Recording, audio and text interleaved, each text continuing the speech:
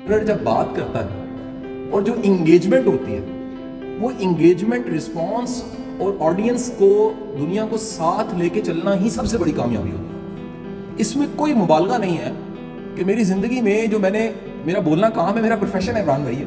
रोज़ मेरा उड़ना बिछोना ज़िंदगी बोलने के साथ जुड़ी हुई है, लेकिन मेरी ज़िंदगी की शायद 1, 2, 3 ऐसी स्पीचेस या तकारीर होंगी जिसमें मैंने किसी मुकर्रर को जुबान से बात करते नहीं देखा, मैंने उसकी रूह को बोलते देखा है। और उन 3 तकारीर में से एक तकरीर मैंने अभी थोड़ी देर पहले सुनी है, जो इमरान रियाज खान की है। पता नहीं आप लफ्ज सुनते हैं, जुमले सुनते हैं, जुमलों की साख को सुनते हैं। मैं बड़ा एक हसास सा शख्स हूं। मैं ना चाहते उस अपनी हसासियत की वजह से तंग भी बहुत हूं, लेकिन मेरी हसासियत मेरी ताकत है। और वो हसासियत मेरी इतनी बड़ी ताकत है कि बाज़ औक़ात मैं किसी चीज को देखते हुए, किसी के दर्द को देखते हुए लगता है वो वाकया मेरा वाकया है। मैं कोई हसास इमोशनल सी मूवी भी नहीं देख सकता। देखूं तो उससे, उस मेंटल ट्रैप से निकलने के लिए मुझे कुछ दिन चाहिए होते हैं।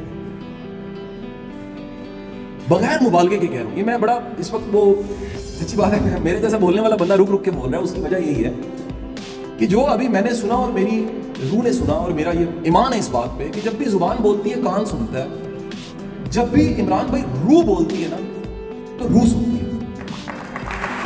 ये कम्युनिकेशन एक कमाल कम्युनिकेशन है।